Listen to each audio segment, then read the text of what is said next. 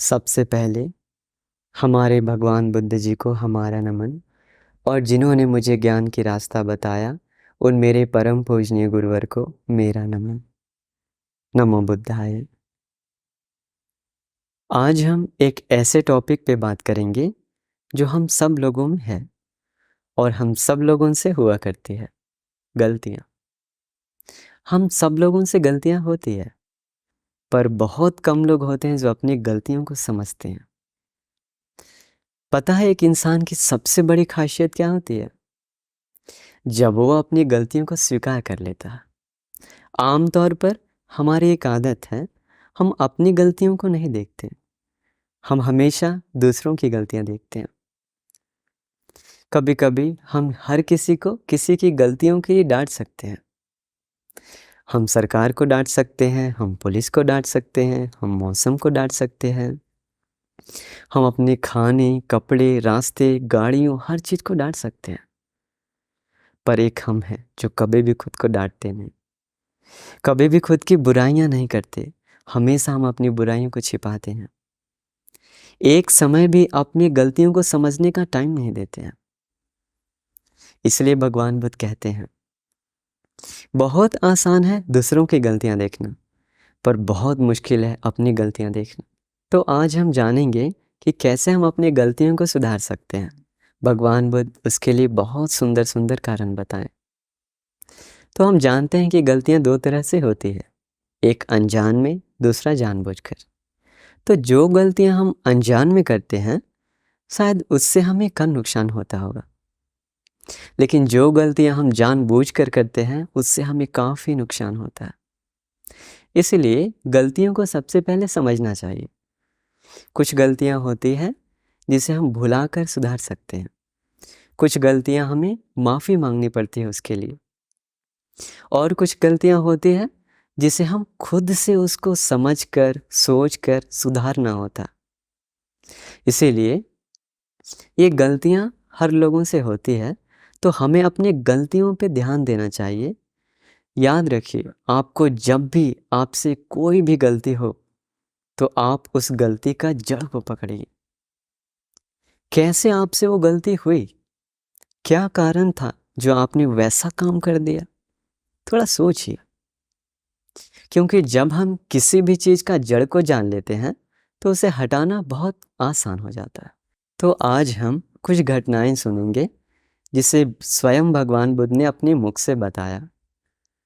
ये घटना सुनने के बाद आपको ज़रूर लगेगा कि कैसे हम अपनी गलतियों को सुधार सकते हैं।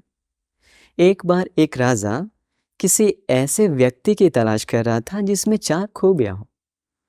उसने तलाश किया और उसे कोई मिला। वो कोई और नहीं, उसका अपना नाई था।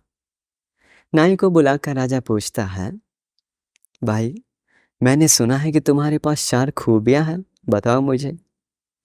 नाई कहता है, महाराज, आपने जो सुना बिल्कुल सच सुना, मुझ में 4 खूबियां हैं। पता है महाराज, मेरी सबसे पहली खूबी क्या है? मैं कभी भी ईर्ष्या नहीं करता, ये मेरी पहली खूबी है। दूसरी खूबी है, मैं कभी भी शराब नहीं पीता, और मुझे इस दुनिया में किसी भी चीज़ से कोई लगाव नहीं, ये मेरी तीसरी खूबी है। और मुझे चाहे जो भी हो जाए, मुझे गुस्सा नहीं आता। सचमुच में वो इंसान सोचिए कितना सुंदर होगा ना, जिसे ईर्ष्या नहीं आती, जो शराब ना पीता हो, जिसे किसी चीज़ से कोई लगाव नहीं और जिसे गुस्सा नहीं आता हो। कितना सुंदर होगा वो। तो वो नाई अपने बारे में बताया। अब राजा पूछता है, ठीक है नाई भाई, मैंने तुम्हारी खूबियाँ सुन ली, लेकिन मुझे जरा ये बताओ, कैसे तुम्हें ईर्ष्या नहीं आती? उसका कोई कारण है क्या? तो महाराज, आज मैं आपको अपनी सच्चाई बताऊंगा कि क्यों मुझे ईर्ष्या नहीं आती। पता है महाराज, आज से मैं अपने कई जन्म पहले आपकी तरह एक राजा था। राजा रहते समय मेरी 16,000 रानियां थीं, पर उन सभी 16,000 रानियों में से मैं एक रानी को बहुत प्यार किया, उसे बहुत सुविधा दिया। लेकिन महाराज, उस रानी को इतना प्यार दिया, इतना सुविधा दिया, लेकिन फिर भी मेरा मन में एक अलग सा जलन था। अगर कोई भी पुरुष मेरी रानी के साथ बात करे तो मुझे अलग एक जलन आता था, मैं उसे देख नहीं सकता था। तो एक बार मुझे कहीं युद्ध में जाना था, तो रानी भी मेरे साथ आ रहे थे। मैंने रानी को मना किया, रानी तुम मत जाओ, तुम यहीं रहो, मैं युद्ध करके आता हूँ, तुम यहाँ सेफ्टी से रहो, मैंने उसे बोला। रानी नहीं मानी। रानी बार बार हमसे रिक्वेस्ट करने लगी, महाराज कृपा करके मुझे भी ले चलिए, मैं भी जाना चाहती हूँ। तो इसके बाद मैं उसे मना किया। तो अंत में मैंने उसे कहा, ठीक है रानी, अगर तुम युद्ध में जाना चाहती हो तो मेरी एक बात सुनो। स्त्रियां कभी युद्ध में नहीं जाती, इसलिए तुम महल में रहो और अपना देखभाल करना। लेकिन मैं हर कदम पे आगे जाते जाते एक संदेश भेजता रहूँगा। अगर तुम्हें कुछ हुआ तो मुझे खबर मिलेगा, या तो फिर मुझे कुछ हुआ तो तुम्हें खबर मिलेगा। इसलिए मैं आगे चलते चलते एक एक संदेश वाहक तुम्हारे पास भेजता रहूँगा। अभी इतना बता दिया राजा। अभी राजा अपना महल से निकल गया। महल से जाते जाते अभी 10-10 किलोमीटर पे एक एक आदमी को वो भेजता राजा। अभी वो हर एक संदेश वाहक सीधा जाता है रानी के पास, रानी को सूचना देता है, महारानी राजा का सारा समाचार कुशल है। इसके बाद वो रानी का समाचार लेकर के राजा के पास जाता था। इस तरह राजा युद्ध में जाते जाते अपनी रानी के पास 32 लोगों को भेजा। इसके बाद राजा युद्ध कर लिया। युद्ध करने के बाद युद्ध जीत गया। अभी वापस वो महल आते आते वापस फिर से 32 लोगों को भेजा अपना रानी के पास। लेकिन देखिए, हम जो नहीं सोचते हैं वो होता है। जितने वो टोटल 64 लोग रानी के पास गया, रानी का दुश्चरित्र देखिए, वो हर एक लोगों के साथ गलत व्यवहार की, गंदे आचरण की। अभी ये बात किसी को पता नहीं। तो जब राजा युद्ध जीत जाता है तो वो वापस अपना महल में लौटते रहता है। पुरोहित को ये बात पता चलती है। पुरोहित सीधा रानी के पास जाता है, जाकर कहता है, महारानी हमारे महाराज पधार रहे हैं युद्ध जीतकर, चलेंगे हम लोग उनका स्वागत करने। रानी बोली, ठीक है स्वागत होगा, पर ज़रा तुम मेरे पास आओ। पुरोहित पास गए। देखिए उस स्त्री का दुश्चरित्र, वो अपना हाथ पुरोहित के ऊपर रखी। जैसे ही पुरोहित के शरीर के ऊपर अपना हाथ रखने के बाद वो पुरोहित जोर से गुस्सा हो गया। वो अपना शरीर बदन पूरा जोर से हिलाया और रानी का हाथ को हटा दिया। रानी का हाथ को हटाने के बाद रानी गुस्सा हो गई। रानी बोली, पुरोहित तुम मेरा बात मानो, चलो मेरे साथ, चलो हम लोग थोड़ा अपने पलंग पे सोते हैं, चलो हम लोग थोड़ा मस्ती करते हैं। ऐसा बोली। बोलने के बाद पुरोहित बहुत गुस्सा हुआ। पुरोहित बोला, महारानी आप ये क्या कर रहे हैं? मैं आपका पुरोहित हूँ। कोई रानी कभी भी अपना पुरोहित के साथ ऐसा कोई घटिया काम कभी करता है क्या? महारानी आप होश में आइए। आपके प्रति और राजा के प्रति मेरे दिल में बहुत प्यार है, इसलिए आप ऐसा गंदा हरकत करने के लिए मुझे मत उत्सुक करिए। ऐसा बोलने के बाद रानी को और गुस्सा आया। रानी बताए, ठीक है, अगर तुम मेरे साथ गलत नहीं करेगा तो हम राजा को बोलकर तुम्हारा शीश कटवा देंगे, मरवा देंगे तुम्हें, नहीं तो मेरे पास आ जाओ। ऐसा बोली। बोलने के बाद पुरोहित बताया, महारानी आपको मेरा इस जन्म का सिर तो क्या, आप मेरा हर जन्म में अगर सिर कटवा देंगी फिर भी हम आपके साथ कोई गलत आचरण नहीं करेंगे, हम कुछ नहीं करेंगे। ऐसा बोलने के बाद रानी बताया, ठीक है तुम जाओ, हम देख लेंगे। अभी रानी अपना बेडरूम में गई। जाकर अपने सारे बालों को इधर उधर बिखेर कर, बदन पे इधर उधर तेल लगाकर, कपड़ों को थोड़ा चीर कर, और अपनी दासियों को बोल दी, सुनो महाराज आएंगे तो कह देना कि रानी बीमार है। ऐसा बोलकर वो अपने पलंग पे सो गई। अभी महाराज युद्ध जीत कर आ गए। आने के बाद हुआ क्या, रानी अपना पलंग पे सोई हुई थी। राजा को पता चला रानी बीमार है। राजा गया कमरे में, पूछा महारानी क्या हुआ? कुछ नहीं बताई, चुप थी, रोने लगी। दोबारा राजा पूछा रानी बताओ तुम्हें क्या हुआ? फिर भी चुप। रानी चुप चुप से दम रो रो कर बताती है महाराज मैं क्या बताऊं, क्या आपको पता नहीं आपका जो पुरोहित है मेरे साथ कितना घटिया काम किया? ये देखिए मेरा शरीर मेरे साथ वो जबरदस्ती किया। रो रो कर बताई। राजा का अंदर से खून खौल उठा, क्योंकि राजा कभी नहीं चाहता था, उसे हमेशा अंदर से जलन था। अगर एक भी पुरुष मेरी रानी को छू दिया तो उसे छोड़ेंगे नहीं। राजा को अंदर से गुस्सा आया, सीधा बाहर निकला, बेडरूम से बाहर अपने सैनिकों को बोला जाओ जाकर पुरोहित को पकड़ कर लाओ और सीधा उसे पकड़कर सीधा उसका शीश काट दो, मरवा दो उसे, ऐसा बोला राजा। सैनिक लोग गया, पुरोहित को पकड़ा, सीधा मारने के लिए ले जा रहा था। अभी पुरोहित को लगा कि हाँ जरूर कुछ चक्कर है। पुरोहित कहता है सैनिकों से भाई सुनो, मुझे मार तो देगे, मारोगे तो सही है, लेकिन मेरी एक बात सुन लो। मैं चाहता हूँ राजा से अंतिम बार मिलना, मुझे कृपा करके अंतिम बार राजा से मिला दो, अंतिम इच्छा तो पूरी करो मेरी। ऐसा बोलने का बाद सैनिकों को दया आ गया। दया आने के बाद वो पुरोहित को लेकर जाता है राजा के पास।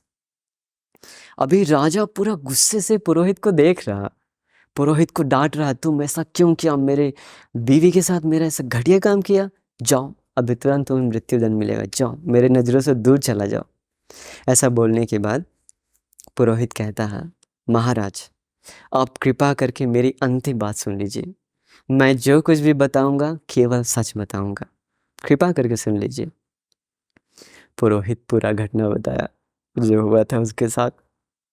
पुरोहित पूरा घटना बताने के बाद राजा को अंदर से कुछ अलग फील हो रहा। पुरोहित बताया महाराज अगर आपको मेरी बातों पे शक है तो आप उन 64 लोगों को बुलाइए। राजा बुलाया, रानी को सामने मंगवाया, पूछा सारा बातचीत। सारे लोगों से पूछता है, उन 64 लोगों से, राजा तुम लोग सच बताओ, क्या तुम लोग मेरी रानी के साथ गलत व्यवहार किया? सारे संदेश वाहक लोगों का चेहरा झुक गया, नजर झुक गया। नजर झुकने के बाद अभी सब लोग शर्म के मारे कुछ नहीं बोल पा रहा। राजा रानी की तरफ देखा, रानी का चेहरा उस समय पूरा बेचैन हो चुका था, रानी डर के मारे पूरा कांप रहे थे। राजा समझ गया ये रानी की गलती है। अभी एक बात यहाँ पे देखिए, अगर बुद्धिमान लोगों को चाहे जितना भी गुस्सा आ सकता, लेकिन अगर वो बुद्धिमान है तो किसी की बात को सुनता और समझता। राजा समझ लिया बात, पुरोहित का जीवन बच गया। राजा सीधा बताया जाओ मेरी रानी का शीश कटवा दो और इन 64 लोगों को जो मेरी रानी के साथ गलत व्यवहार किया सबको मरवा दो। फिर वो ऐसा संदेश दिया, लेकिन पुरोहित का दिल में दया था, वो फिर राजा को समझाया और सब लोगों को माफ करवा दिया। अभी यहाँ पे हुआ क्या, राजा को जब पता चला कि मेरी रानी मेरे 64 लोगों के साथ ऐसा गंदा व्यवहार की है, तो अंदर से राजा को बहुत दुख आया। अब राजा सोचा ये रानी को हम कितना हिफाजत की, कितना सुविधा दिए, फिर भी ये मेरे साथ गलत की। सचमुच में इसका एक मेन कारण है, इसका मेन जड़ कुछ और नहीं, मेरे मन में जो ईर्ष्या थी वो है। मेरी ही गलती थी जो मैंने इतना ईर्ष्या किया, मैंने जलन किया, मुझे ईर्ष्या नहीं करनी चाहिए थी। ऐसा राजा को अंदर से बोध हुआ, पता चला। उस दिन से राजा एक संकल्प ले लिया, मैं जिंदगी में मरने दम तक कभी भी ईर्ष्या नहीं करूंगा, कभी भी किसी से जलन नहीं करूंगा। दृढ़ संकल्प लिया और वो संकल्प देखिए उसके हर जन्म में उसके साथ आया। आमतौर पर हम लोग सुने हैं, कर्म का सिद्धांत से देखें तो ये एक नॉर्मल सा बात है कि हम जो कुछ भी करते हैं वो हमारे साथ पीछे पीछे आता है। लेकिन यहाँ हम ये भी देख रहे हैं कि हम जो चीज़ का अभ्यास करते हैं वो अभ्यास भी हमारे साथ पीछे पीछे आता है हर जन्म में।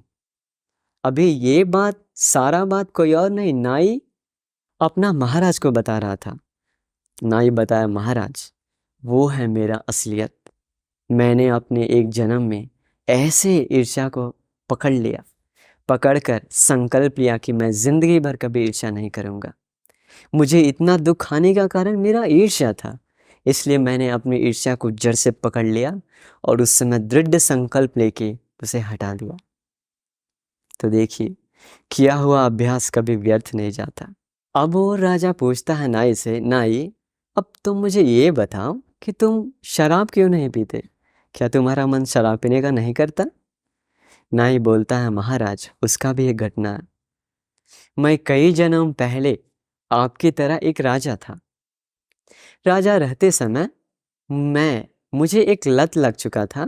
मैं हमेशा मांस खाता था, मांस खाता था और शराब पीता था। मेरी एक लत थी ये। तो एक बार की बात है, एक बार पूर्णिमा के दिन, उस समय मेरे राज्य में कोई मांस नहीं मिल रहा था, लेकिन मेरा जो रसोइया था खाना बनाने वाला, वो उपोषद के पहले दिन मांस ला कर के रख दिया किचन में। लेकिन एक कुत्ते ने आकर मेरा मांस को खा लिया। मांस खाने के बाद अभी मेरे लिए मांस बचा नहीं। रसोइया क्या किया, अलग अलग सब्जी चावल बनाकर रानी के पास गया।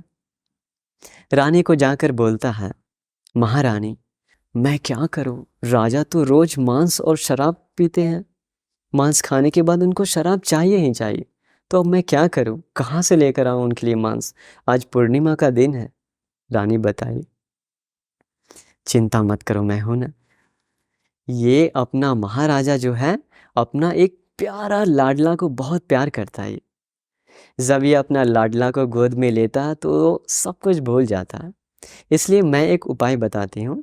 मैं अपने बेटे को, गोद में रहने वाले बेटे को राजा का गोद में दूंगी। जैसे ही मैं उनके गोद में अपना बेटा दूंगी, तुम तुरंत खाना लेकर आना और राजा के सामने रख देना। राजा को याद भी नहीं आएगा मांस। तो वो बात हो गया। अभी रसोइया जो है अलग अलग खाना रेडी करके प्लेट में ले गया राजा के पास। राजा उस टाइम बहुत नशा में था, शराब पीकर दम मदमस्त था पूरा। उसे किसी भी चीज़ का कोई ख्याल नहीं था।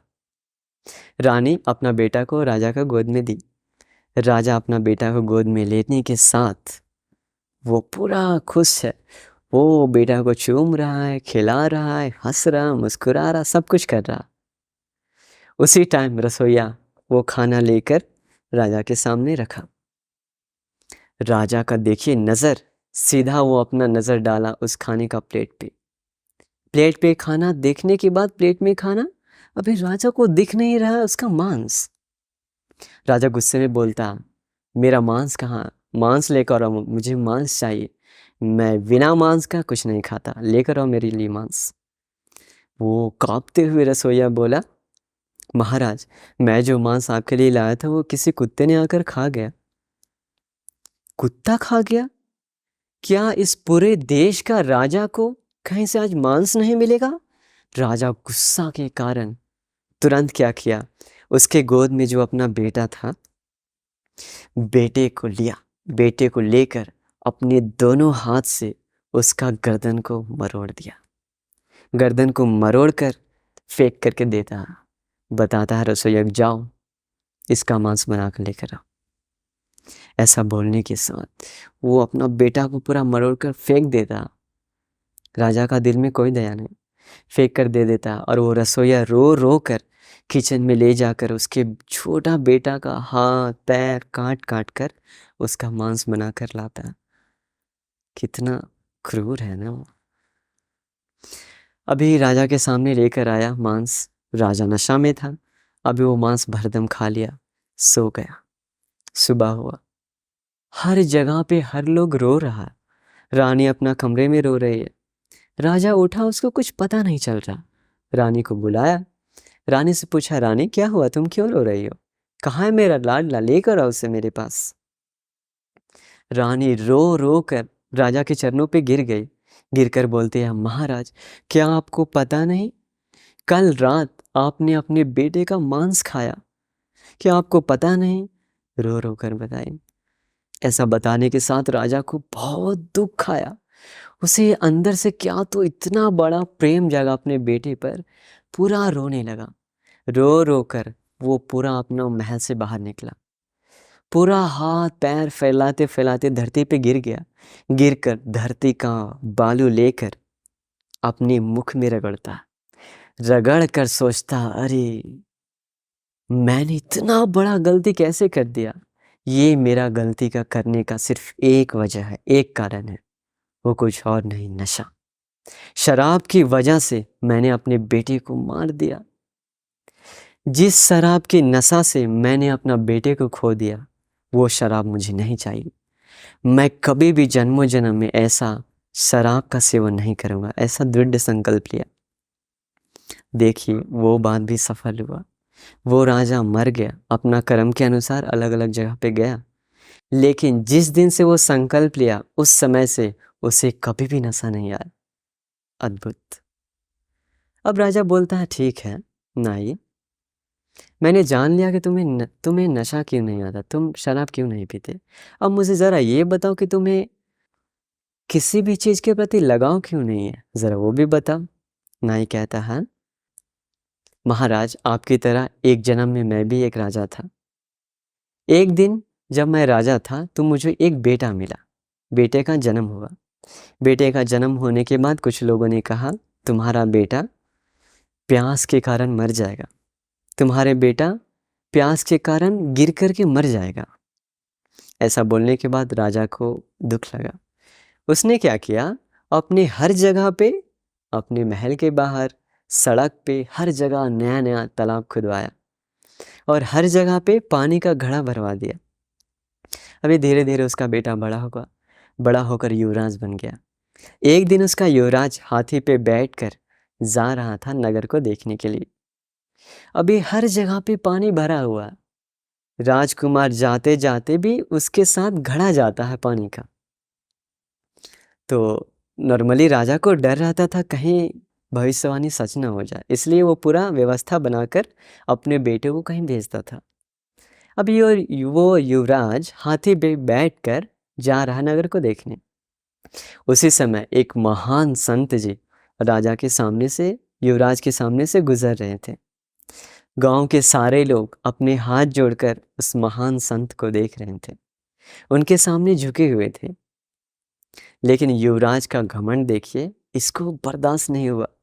ये सोचा, ये सारे गांव के लोग मुझे इज्जत ना दे करके ये संत के सामने झुका है, मैं तो इस देश का युवराज हूँ, मेरे सामने क्यों नहीं झुक रहे ये लोग।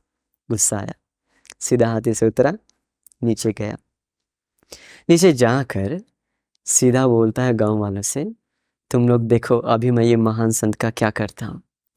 वो संत जी के पास जाकर, उनके पास एक भिक्षा पात्र था। भिक्षा पात्र में उनका अपना भोजन था। अभी ये युवराज संत से पूछता है, ऋषि जी क्या आपको भोजन मिला?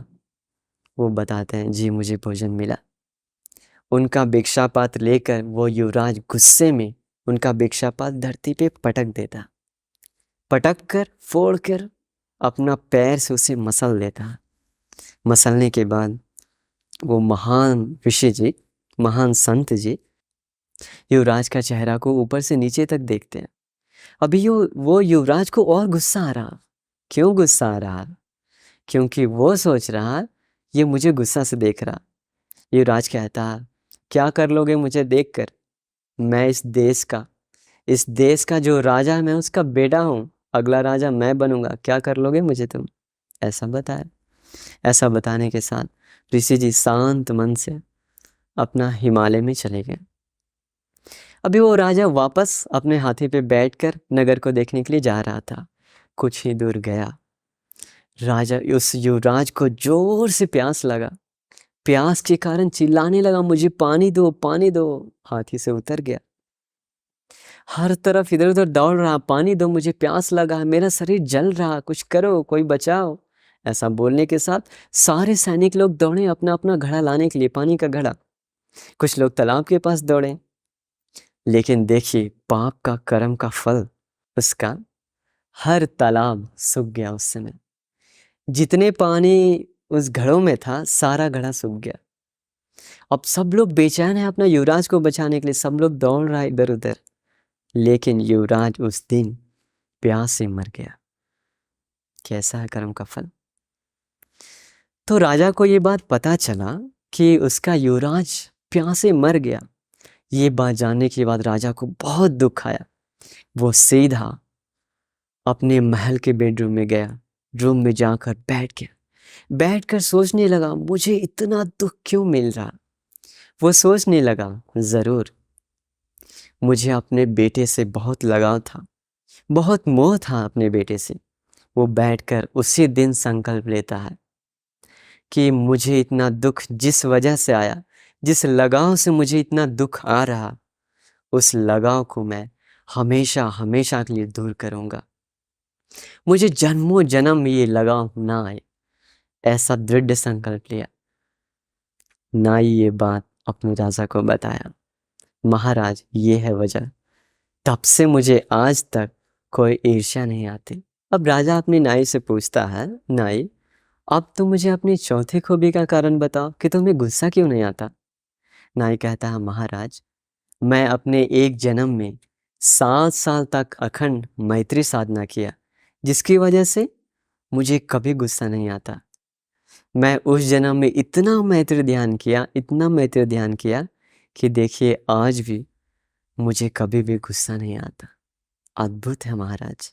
राजा कहता है, वाह भाई वाह, सचमुच में तुम्हारे पास इतनी खूबियां हैं, मुझे पता ही नहीं था। आज तक तुम मेरे साथ रहे, लेकिन तुम्हारे बारे में मुझे पता भी नहीं चला। देखिए यहाँ पे हम एक चीज समझ सकते हैं, जो लोग बुद्धिमान होते हैं और गुणवान होते हैं, वो कभी भी अपनी अच्छाइयों को दूसरों के सामने प्रकट नहीं करते। ये नाई काफी समय से राजा के साथ था, लेकिन अपनी खूबी तब तक नहीं बताया जब इसे कोई पूछा नहीं। तो आप आज जान गए होंगे कि कैसे अपनी गलतियों का कारण को पकड़ा जाता है। तो याद रखिए, अपनी गलतियों को सुधारने का 3 तरीका है। सबसे पहले अगर आपसे गलती हो तो सबसे पहले आप अपनी गलतियों को स्वीकार करिए। आपको अपनी गलती का एहसास होना चाहिए कि हाँ, मुझसे ये गलती हुई है। क्योंकि गलती करके या गलती होने के बाद हम अपनी गलतियों को मान लेते हैं, तो वहीं से वो हमारी उन्नति का एक कारण बनता है, ऐसा भगवान बुद्ध ने बताया।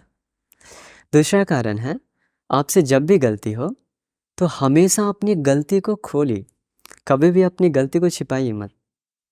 जब भी गलती हो तो दूसरों के सामने बताइए जाकर, पर याद रहे सबके सामने नहीं, किसी बुद्धिमान के सामने।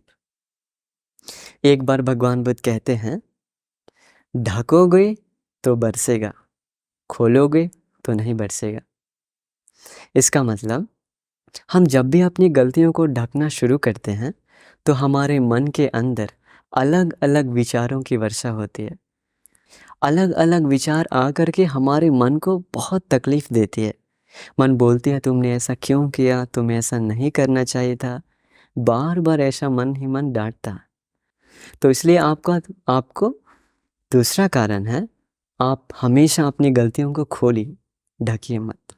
तीसरा कारण है, आपसे जब भी गलती हो तो आप एक संकल्प लीजिए कि मैं वापस अपनी ये गलती को होने नहीं दूंगा।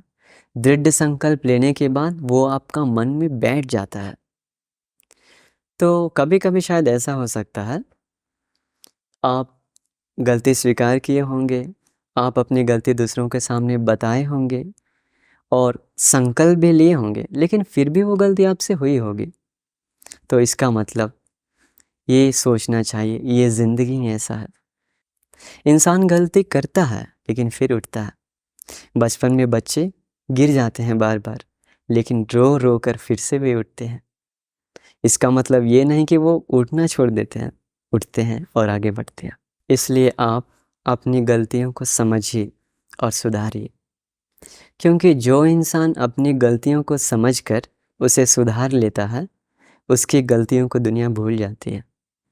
इतिहास में हम ऐसे कई उदाहरण दे सकते हैं। ऐसे कई महान लोग थे जिनसे गलतियां हुई, लेकिन वे सब लोग अपनी अपनी गलतियां सुधार लिए। इसलिए तो आज उनकी कोई गलतियां चर्चा नहीं करता, हर लोग उनकी महानता को याद रखते हैं। इसलिए अगर आपसे गलती हुई हो तो आप अपनी गलती को समझिए और सुधार लीजिए। अभी जो हमने जिस नाई के बारे में सुना, वो नाई कोई और नहीं, भगवान बुद्ध का सबसे मुख्य शिष्य अरहंत सारिपुत्र जी का एक जन्म था वो। और एक बेहद सुंदर उदाहरण है हमारे अंगुलीमाल जी। आप सोचिए, जब एक अंगुलीमाल जैसा व्यक्ति भगवान बुद्ध का ज्ञान सुनकर सुधर सकता है तो हम क्यों नहीं सुधर सकते। नमो बुद्धाय।